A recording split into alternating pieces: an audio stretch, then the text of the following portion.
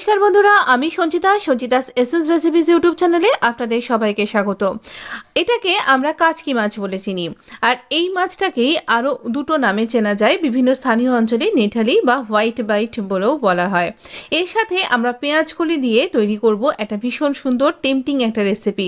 মানে আপনার অর্ধেকের বেশি ভাত কোথা দিয়ে উড়ে যাবে আপনি নিজেও টের পাবেন না। এই মাছটা এত সুন্দর দেখতে হয়, খেতেও তেমনি, কোনো তেঁতো নেই, কোনো কাঁটা টাটা নেই, সবটাই খেয়ে ফেলা যায়। আর জাস্ট খুব ভালো করে একে কষতে ধুয়ে নিতে হয়, আর কোনো এর বাছাবাছির ব্যাপার নেই।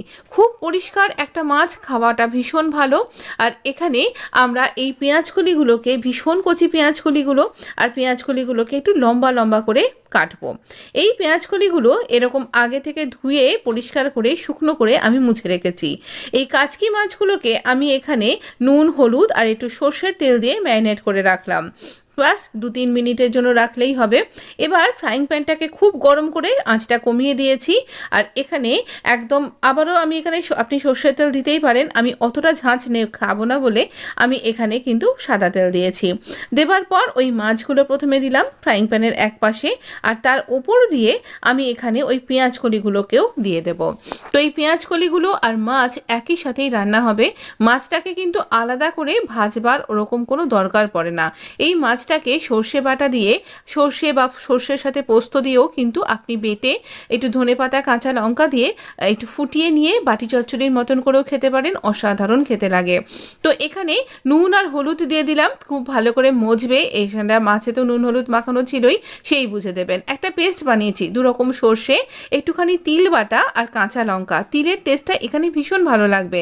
সর্ষের যেটা উগ্র ঝাঁঝ থাকে, তার ঝাঁঝটাকে খানিকটা ডমিনেটও করবে, আর তার নিজস্ব টেস্টও আছেই। আর এই শীতকালে তিল খাওয়াটাও কিন্তু খুব ভালো আমাদের শরীরের জন্য, আমাদের শরীরকে গরম রাখতে সাহায্য করে। এবার খুব ভালো করে আমি এটাকে নাড়াচাড়া করে ভেজে কুক করে নেব। 5 মিনিট লো ফ্লেমে ঢাকা দিয়ে রেখে দেব। তারপরে আমি এখানে ঢাকনা খুলে দেখছি আমার সব কিছুই সেদ্ধ হয়ে গেছে, কিন্তু একটু জলজলে ব্যাপারটা রয়েছে। এই জলজলে ব্যাপারটার জন্য আঁচটাকে মিডিয়াম করব, আর ভালো করে নাড়াচাড়া করে আবারও কিছুক্ষণের জন্য চাপা দিয়ে দেব, এবার 3 থেকে 4 মিনিটের জন্য।